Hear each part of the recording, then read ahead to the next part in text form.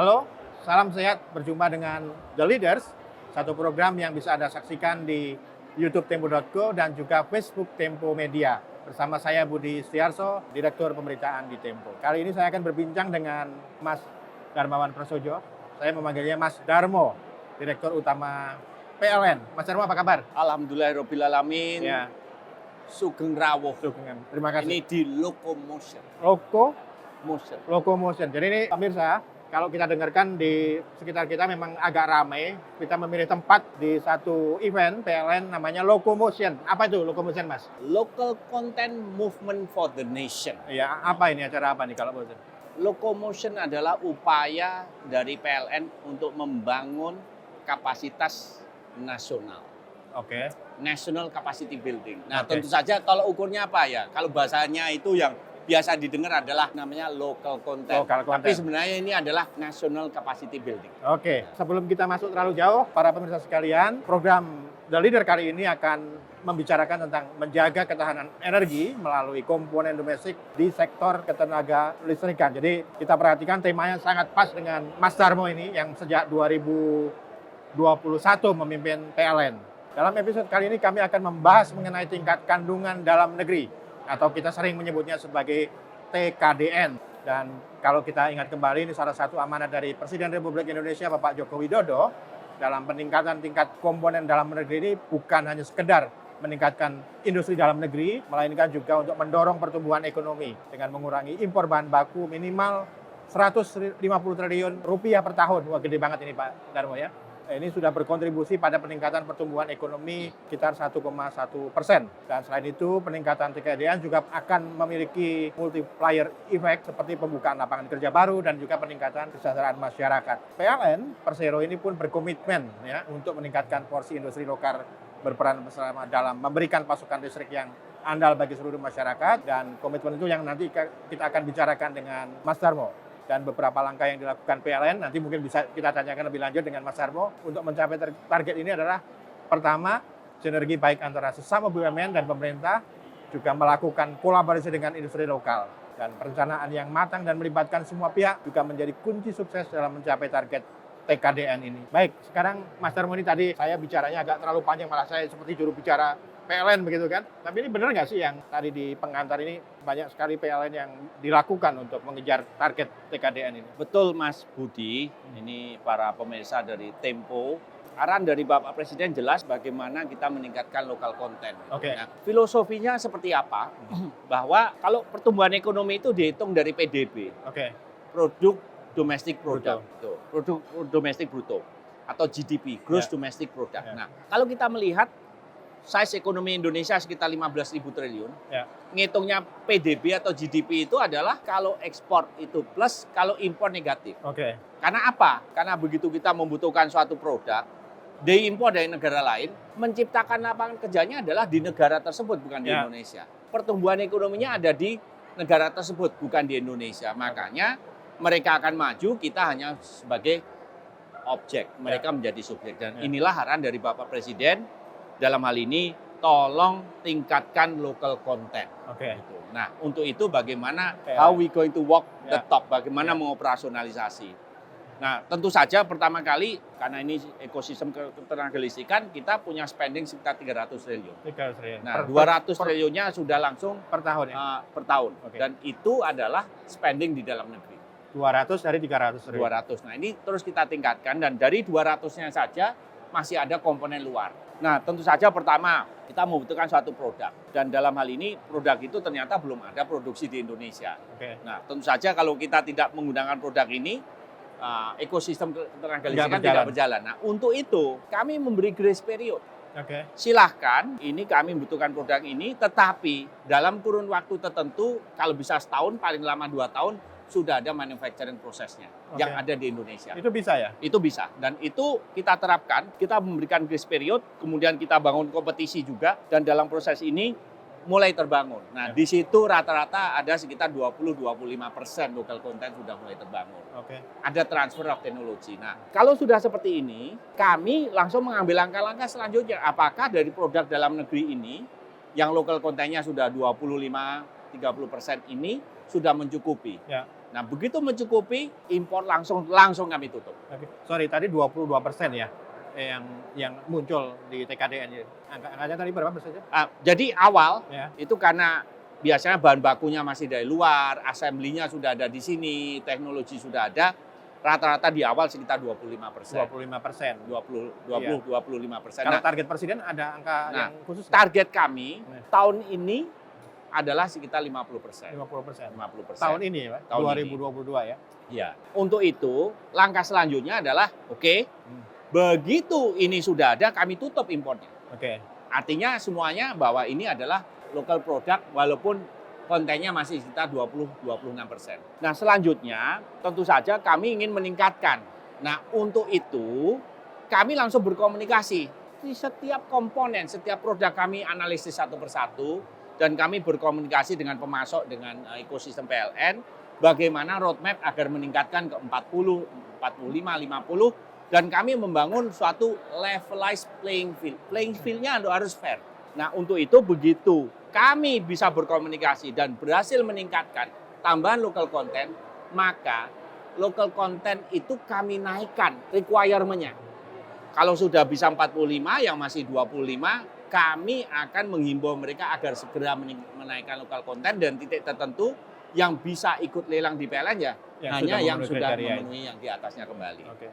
Nah, kemudian dari sana apa di balik itu? Ya. Nah, inilah yang perlu kami ceritakan bahwa local content movement for the nation, di balik itu ternyata kami menemukan suatu api perjuangan dari para pelaku, pemasok dalam ekosistem partner-partner kami dalam membentuk ekosistem kelistrikan ini.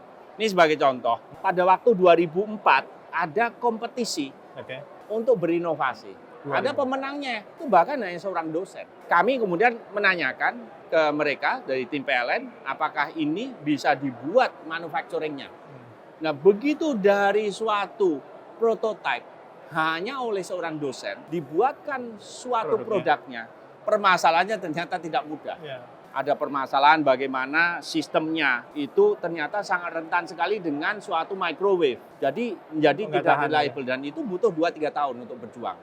Nah, dari sana boleh percaya atau tidak, saat ini itu adalah salah satu manufacturing meter yang terbesar di Asia Tenggara. Itu lahir dari itu. Dari dosen dibikin massal, kemudian tadinya ada masalah-masalah menyelesaikan dan saat itu. Kalau boleh tahu ini alat apa nih? Meter itu. Contoh itu. Nah, ini kan nggak semua orang paham juga apa ini. Meter untuk mengukur listrik di rumah-rumah tersebut. Oke. Jadi, apakah lokal kontennya sudah mendekati 80%? Belum. Masih sekitar 50-60%. Masih ada komponen-komponen yang masih diimpor. Dan itu kita petakan. Jadi di balik ini ada suatu perjuangan yang luar biasa dari para pelaku bisnis di ekosistem ketenaga listrikan. Kemudian sebagai contoh untuk jointing, join untuk nyambung listrik itu, tapi di tegangan agak menengah dan tinggi. Itu hanya untuk bangun join saja, itu membutuhkan waktu yang luar biasa karena mereka itu begitu kita datangi, kita hadir, kita tanyakan, kenapa lokal kontennya masih rendah sekali? Tidak ada satupun partner dari mereka yang dari luar negeri itu memberikan teknologi secara cuma-cuma. Mereka ingin agar rantai pasoknya dipegang oleh mereka, sedangkan kita sebagai market. Nah, untuk itu persyaratannya sangat minimalis saja, sehingga di sini rata-rata hanya assembly. Untuk membangun seperti itu, mereka harus merebut teknologi. Jadi mereka misalnya mempelajari jointing dari produk-produk luar negeri. Mereka cek satu persatu, mereka melakukan reverse engineering. Ternyata bahan bakunya diambil dari Indonesia, ternyata ada impurities, sehingga tidak berfungsi seperti yang mereka harapkan.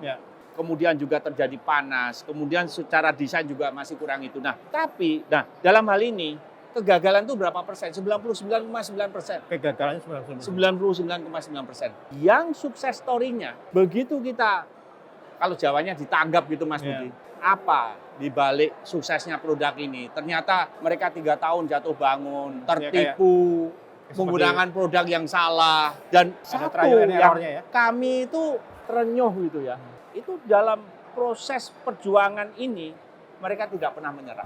Oke. Ini Dan- binaan PLN juga atau? Ini binaan dari PLN Oke, semuanya dan ekosistem ini. Nah, Ya. akhirnya satu persatu mulai terbangun. Juga ini sebagai contoh, ini ada komponen pembangkit. Ada banyak sekali yang rusak. Nah, komponen pembangkit ini kalau kita import, Ya. itu 1,4 miliar dan tidak ada produk dalam negeri. Oke. Kemudian dari komponen pembangkit ini kemudian dilakukan suatu reverse engineering. Nah, dari reverse engineering ini muncullah suatu produk baru. Kita tes, ternyata ya kegagalannya juga tinggi. Oke. Dalam hal ini proses waktu ternyata mereka menemukan juga formula yang pas untuk dipasang di pembangkit. Nah, begitu dipasang di pembangkit, pas itu Bisa. berjalan dengan baik. Kemudian kita tanya harganya berapa? 1,4 miliar. Ya kalau saya pikir ya kalau harganya 1,2 miliar ya sudah murah lah. Ada cost saving 200 juta per komponen. Ya. Mereka melontarkan, Pak, ini bahan bakunya Pak dari semuanya ini habis 160 juta. Modalnya. Terus ada tambahan biaya, ada Pak. Kami makan nasi Padang Pak. Kira-kira begitu. Oke. Kami ini gaji kami yaitu jadi per komponen hanya jadi 160 mungkin 170 juta. Saya mulai berpikir nih 1,4 miliar dengan kualitas yang sama produk dalam negeri hanya sekitar 160-180 juta. Nah, kita melihatnya dari sudut pandang angle yang berbeda. Ya. Oke, dari sudut pandang lokal konten satu. Tetapi begitu kita kenal satu persatu, para pelaku itu ada suatu semangat api perjuangan. Api perjuangan. Gitu. Menarik sekali. Nah, inilah yang membuat kita membuat suatu Temo. locomotion, local Locomotion. content, Ya. movement for the nation. Oke. Mas, ini kalau kita membayangkan ini paling enggak dari kacamata saya gitu ya. Ini kan produk dalam negeri itu baru bisa ya. Ini image ya. Saya nggak tahu, saya perlu konfirmasi. Itu di komponen-komponen yang tidak core-nya gitu ya. Kayak meteran atau apa. Atau sebenarnya ada juga yang di core-nya yang mampu nggak sih produk dalam negeri kita itu memenuhi kebutuhan-kebutuhan core-nya? Itu tantangan yang harus dijawab, Mas. Oke. Jadi Mas Budi punya pertanyaan yang core-nya bisa atau tidak? Ya. Pertanyaan yang dalam benak saya, dalam benak seluruh pelaku Banyak ini. orang ya. Nah, mungkin kita langsung showcase aja ya, Mas. Ya. Jadi ada namanya trafo untuk power. Oke. Trafo power transformer. Gitu. Local content 26%. Pertanyaannya kok nggak bisa sampai 65%, 70%. Kemudian kita datang nih. Trafo itu kan ada kumparan. Kumparan itu orang Indonesia paling hebat lah. Jahit kumparan begitu. Kualitas kumparan buatan Indonesia itu nomor satu. Orang Indonesia tekun gitu. Tapi di situ ada core-nya. Nah, core-nya itu adalah lempeng besi dilapisi silikon. Lempeng besi lagi, silikon lagi. Lempeng besi, silikon, lempeng besi, silikon. Dan itu adalah 30% dari nilai trafo itu. Core-nya itu. Kan Mas tadi ngomong, Ya. core-nya bisa atau tidak? Oke, satu. Saya tanya, dari mana ini? Besi kan banyak Pak. Tapi harus diimpor. Silikonnya gimana? Lempeng silikonnya harus diimpor. Oke. Jadi ya sudah Pak, kami kan pabrik trafo. Kami bukan pabrik besi, bukan pabrik silikon. Nah, karena produk dalam negeri tidak ada, ya dengan terpaksa kami impor. Oke, satu. Kemudian yang kedua, di sini, di begitu trafo itu sudah terpasang, core-nya sudah terpasang, kumparannya sudah terpasang, untuk agar ada media yang tidak penghantar listrik, itu harus dikasih oli. Oh. Jadi oli, terus saya tanya, ini berapa liter oli? 21.000 liter oli. Banyak juga. Itu biayanya berapa? Itu 20-25% dari biaya trafo itu oli. Saya tanya ini oli biasa atau tidak? Tidak Pak. Oli, ya oli Pak. Namanya oli. Tapi dengan spesifikasi khusus, tidak boleh ada impurities. Harus tidak mengantarkan listrik. Dan itu sebenarnya sifat asli dari oli tidak mengantarkan listrik. Tapi begitu ada impurities sedikit, kemudian dia mengantarkan listrik. Nah, itulah spek oli yang khusus. Nah, dua ini bisa kita kuasai. Sudah 50%. Ya. Artinya sudah naik menjadi 75-80%. Ya. Nah, begitu seperti ini, kami melihat apakah ada investasi baru bisa memproduksi oli maupun core dari trafo tadi. Jawabannya sangat normatif sekali. Kalau ada investasi, harus ada dong skala ekonomi. Ya, benar. Mereka investasi membutuhkan pangsa pasar yang besar, tetapi pangsa pasar yang kecil pasti tidak akan masuk investasinya. Nah, untuk itulah kami mulai memetakan nih satu persatu. Kebutuhan olinya berapa liter sih per tahun? Ya. Kalau ini bisa dibuat produk dalam negeri, apakah skala ekonominya sudah Masuk matching? ya. Gitu. Nah, untuk itu kami mulai menjahit, mengkonsolidasi, mengintegrasikan dari berbagai value chain. Ini value chain yang berbeda. Value chain dari trafo, kan rantai pasoknya, ternyata ada sub value chain yaitu oli. Oli ini beda lagi. Nanti dari crude oil diproduksi di petrochemical menjadi oli dan ini jadi ini sub value chain yang berbeda. Ini adalah industri yang berbeda, industri migas. Nah, untuk itu kami mulai menjahit. Jadi kami sudah petakan kebutuhan total olinya berapa. Nah, kami tadi MOU dengan Pertamina Lubrikan. Gitu. Oke. Nah, kami kemudian dudukkan dengan pabrik trafo yang ada di Indonesia ini. Sekarang speknya seperti apa? Seperti apa manufacturing proses di Pertamina Lubrikan yang akhirnya olinya bisa memasuki spek yang seperti ini. Kualifikasinya pas. Gitu. Jadi apakah skala ekonominya pas? Nah, ini kami jahit nih. Oke. Jahit. Ini juga kolaborasi antar BUMN. Ya. Jahit, ya sudahlah. Ini spek seperti apa kualifikasi ya sudah bisa dipenuhin. Nanti kalau ini bisa dipenuhi, maka kami bisa menaikkan. Oke, sekarang 26%. Kalau oli ini produksi domestik, nambah 20%, jadi 46%. Boleh dong? Ya. Kami bisa menaikkan spek bahwa trafo, power transformer, yang memenuhi 45% ke atas, baru boleh masuk ke lelangnya di Pertamina, di PLN. Ya, jadi sebetulnya ketika PLN punya target persentase tertentu TKDN, itu sebetulnya usahanya juga membangun sistem kolaborasi dengan tempat lain. Artinya value change-nya jangan kemudian sempit di sektor ketenaga listrikan, tapi adalah value chain secara menyeluruh. Gitu. Nah, jadi tadi seperti itu. Nah, begitu kita naikkan ke 45%, artinya trafo yang pakai oli import berarti tidak qualified untuk ikut lelang di PLN. Tapi kalau pagar-pagarnya itu, nah, yang tadi contoh. Sebelum terlalu jauh, kita akan jeda sedikit Mas Darmo untuk memberikan kesempatan break sebentar buat para pemirsa kita. Jangan kemana-mana teman-teman semua, kita akan kembali setelah ini.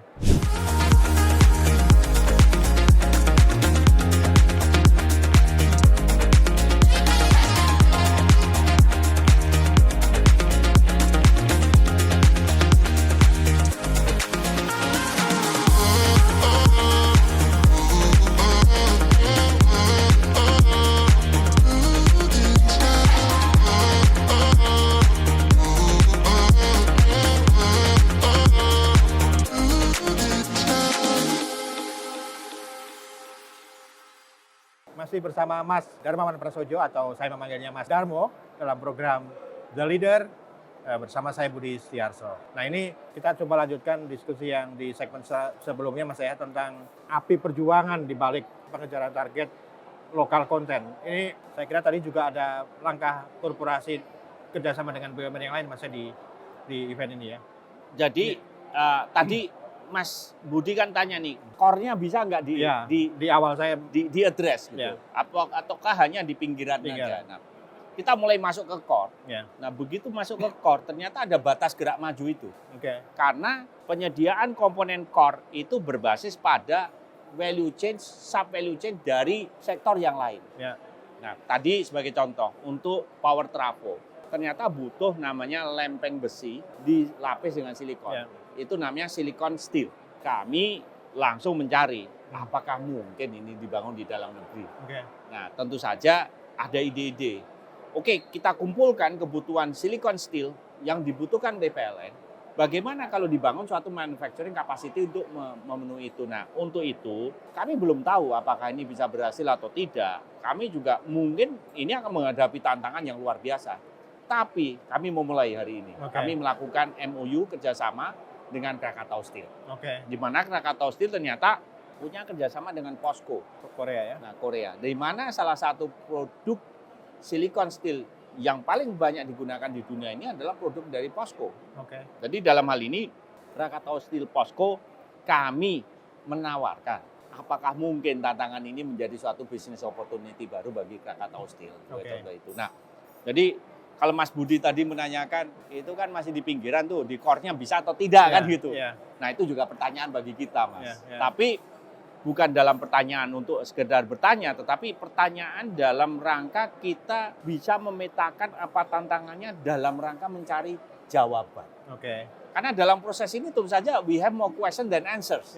Tapi kita juga ingin mendapatkan jawaban. Nah makanya perjuangan ini adalah suatu api perjuangan. Dan di balik ini, begitu kita bertemu dengan insan-insan para pelaku pemasok dari ekosistem ini, betul-betul api perjuangan gitu. Kami melihat kalau mereka bercerita, saya bertanya ke mereka, saya ingin mendengarkan perjuangan Bapak seperti apa. Itu 2 jam tidak akan habis. Karena mereka menceritakan perjuangan selama 20 tahun.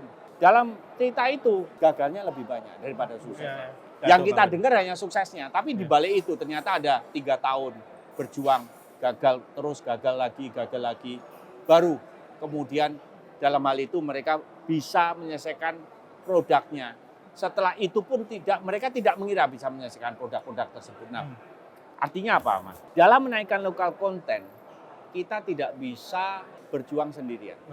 Kalau di awalnya kita berjuang dalam tata kelola, dalam aturan lelang, dalam aturan itu, yes, kita harus melakukan itu. It goes without saying. Pagar-pagar dulu ya. Bahwa kita roadmap seperti itu. Tetapi dalam operasionalisasinya, kita harus bergandengan tangan. Kita berjuang dalam satu front. Kita saling mendukung. Kita menyelaraskan derap langkah kita. Mereka paham bahwa kita di belakang mereka. Mereka paham bahwa kita ini menjadi bagian suatu kekuatan untuk penguatan mereka. Dalam hal ini harus ada koneksi secara batin. Karena begitu kita tahu di belakangnya itu ada api perjuangan. Nah, sudah ada api perjuangan, sudah ada pengorbanan, ada namanya loyalitas mereka pada misi. Kemudian aturan tidak mendukung, itu sudah pasti sudah jatuh ke timah tangga. Nah, untuk itu ini yang kita lakukan kali ini adalah kita membangun suatu ekosistem yang kondusif untuk berinovasi. Kita membangun ekosistem yang kondusif untuk berkolaborasi. Kita membangun ekosistem yang kondusif untuk berinvestasi. Nah, tadi ada cerita perjuangan merebut teknologi. Betul. Tapi apakah membangun lokal konten itu kemudian kita bertarung? Betul, dalam in some sense kita merebut teknologi. Kita menunjukkan kemampuan yang luar biasa. Tetapi dalam membangun kapasitas nasional, we build national capacity not through war, tidak. Tapi building national capacity not through nationalization. Jadi ada aset dari internasional diambil, tidak ada. Kita membangun national capacity itu through collaboration. Adanya investasi baru, adanya teknologi sharing, tapi dalam proses itu titik tertentu kita juga merebut teknologi. Banyak sekali partner-partner dari pemasok kita itu kaget, kok bisa? Saya nggak pernah sharing teknologi, kok mereka bisa bikin. Dan inilah saya melihat ini bukan lagi karakter dari ekosistem ketenagalistikan. Ini adalah subculture dari suatu karakter suatu bangsa. Saya melihatnya bahwa caranya ke situ ya. Bahwa ini misalnya 10 November 1945, Hari Pahlawan. Karakternya apa? Karakter pejuang. Kan diserang dari darat, laut, udara. Tapi bagaimana kita dengan kekuatan seadanya ternyata bisa membalikkan situasi di mana pengakuan kemerdekaan bangsa ini pertama kali adalah dari Inggris yang paham betul karakter bangsa kita, bangsa pejuang. Nah, dalam local content movement for the nation, kita melihat bahwa karakter api perjuangan itu masih ada di dalam diri kita semuanya. Tetapi landscape perjuangannya sudah berbeda. Gitu. Ini menarik, Mas. Cuman saya agak mungkin memancing sedikit diskusi ya. Nasionalisme tadi udah disebut ini tidak dilakukan dengan perang gitu ya, atau dengan nasionalisasi aset-aset. Tapi kadang-kadang ini kan juga menimbulkan mungkin bias gitu ya. Apakah ini sekedar mengejar lokal konten sekian persen, atau juga ini sebenarnya tetap tuntutan kualitas dan segala macam dari PLN itu juga ada. Nah, ini dilema nggak sih buat PLN antara, atau sebenarnya kualitasnya juga udah oke untuk produk dalam negeri itu? Kualitas itu diskusi kita lebih less karena kualitas itu tidak kita diskusikan. Itu bukan menjadi bagian dari negosiasi. Tidak menjadi bagian dari negosiasi. Jadi kami ada minimum requirement Oke. secara specs. Jadi tadi termasuk juga gagal itu tidak memenuhi specs. Oh, Bentuknya sama, jadi di tes nggak bisa masuk gitu ya? bentuknya sama. Tetapi begitu dipasang ternyata muncul heat panas. Oke. Heat itu apakah tidak berfungsi? Tapi kita paham dengan adanya panas di atas normal sedikit, yang tadinya alat itu berfungsi 25 tahun akan turun Lebih hanya cepat. menjadi 15 tahun. Kami tidak lagi kompromi masalah itu. Jadi masalah kualitas memang diskusi kita agak minimalis karena itu is not to be discussed. Kayak dipatok tuh yang. Sudah dipatok. Artinya apa? Kalau mereka lolos, lolos. Kalau mereka tidak lolos, tidak lolos. Karena testing dari kita itu bukan testing internal PLN. Oke. Testing internal PLN kami punya. Testing dari pihak ketiga pun kami punya. Dan itu semuanya harus lolos dalam proses testing yang berlapis tersebut. Nah, sehingga dari kami sendiri juga, mohon maaf nih, produk luar negeri pun banyak sekali yang Tidak lolos. tidak lolos. Dan produk dalam negeri pun ada yang lolos, ada yang tidak. Nah, untuk itu kami, untuk kualitas kami color blind. Kami buta warna. Mau dari luar Kacamata negeri, kuda. dari luar negeri, dalam negeri, itu sama saja. Kalau tidak lolos ya tidak lolos, kalau lolos ya lolos. Oke. Nah, untuk itu di sini ada price. Ada beberapa komponen yang kalau TKDN-nya harus ditingkatkan, ternyata satu harus ada investasi baru. Membangun fasilitas baru atau pembelian mesin-mesin baru. Kemudian dari pembelian mesin baru ini kadang-kadang kalau skala ekonominya langsung besar, itu harga bisa turun. Oke. Bisa Ya, turun. Ya hukum ekonomi ini ya. Bisa, kita turun. Nah, itu kita bersyukur. Oke. Artinya apa? Dari import ke domestik, menciptakan lapangan kerja, dari mahal menjadi murah, dan itu semuanya adalah perfect situation. Dan target BLN juga tercapai. Untuk TKD. Nah, tapi juga ada yang kurang ideal nih. Ya. Nah, ini pertanyaan berikutnya, tantangannya apa buat PLN untuk Nah, itu meningkatkan TKD? ada beberapa yang kurang ideal, Ya. yaitu produk domestik sudah terdeliver. Oke. Gitu. Kualitas tercapai, tapi skala ekonomi di negara-negara yang produsen saat ini, skala ekonominya udah besar sekali. Lebih murah tentu saja. Tentu saja lebih murah. Nah, begitu skala ekonominya belum terpenuhi, tapi mereka sudah mampu, pertanyaannya kan sangat mudah sekali.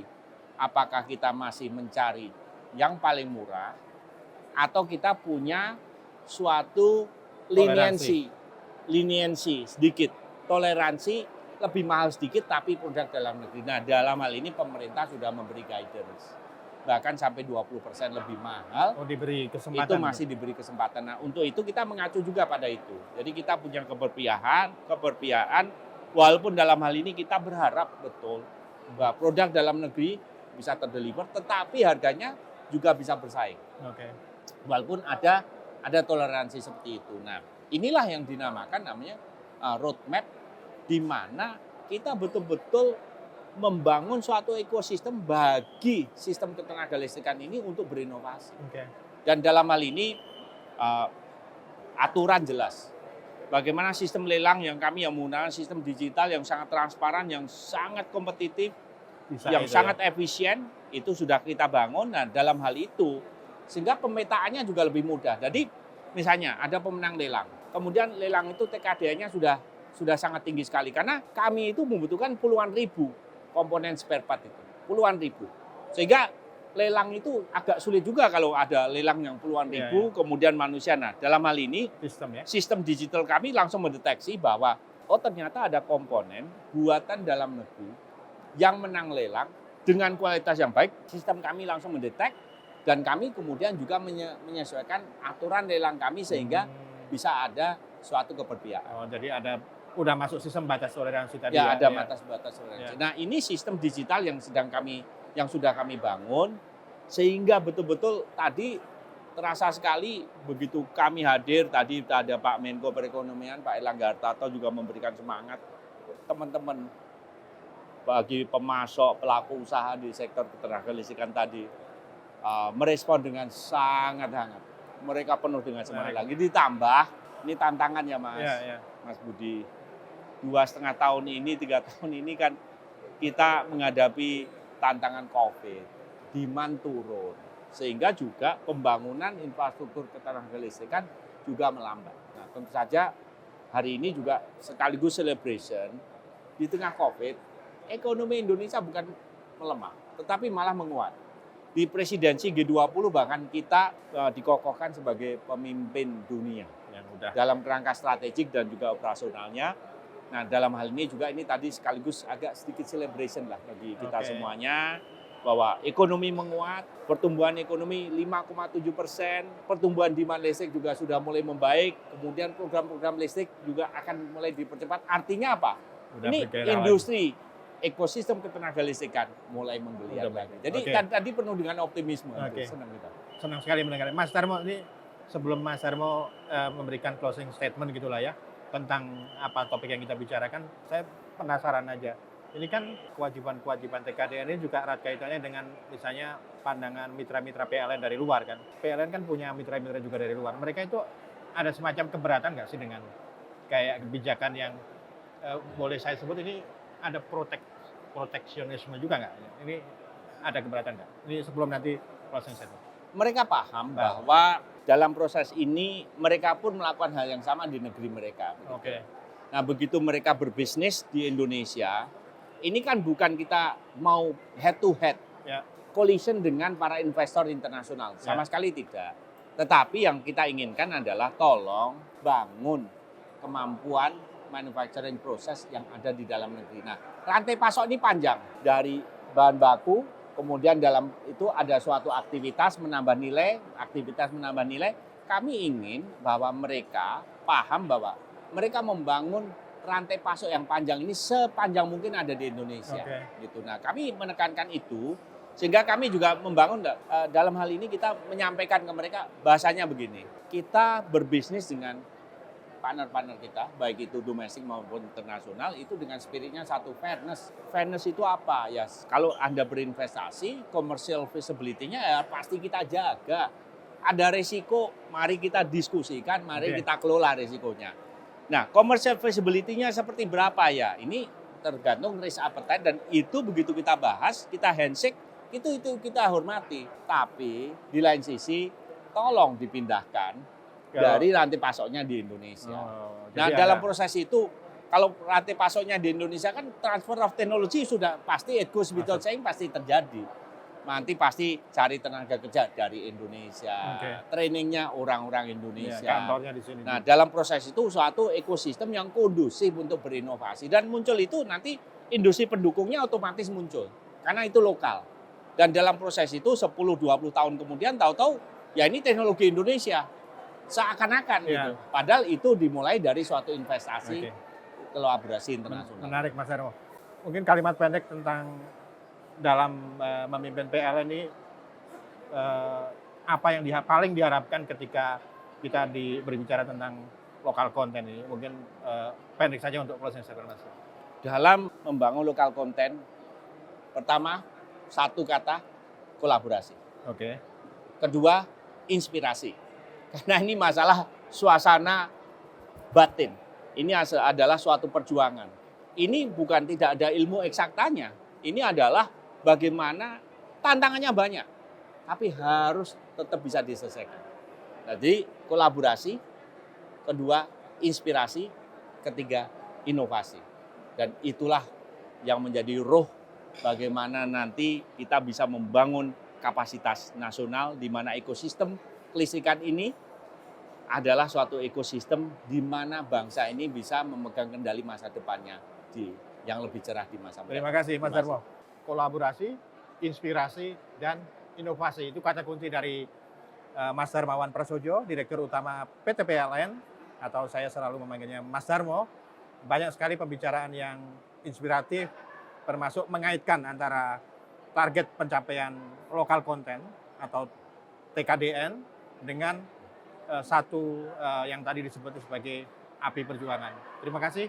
Saya Budi Siarso, mohon pamit. Sampai jumpa kembali. Selalu sehat. Assalamualaikum.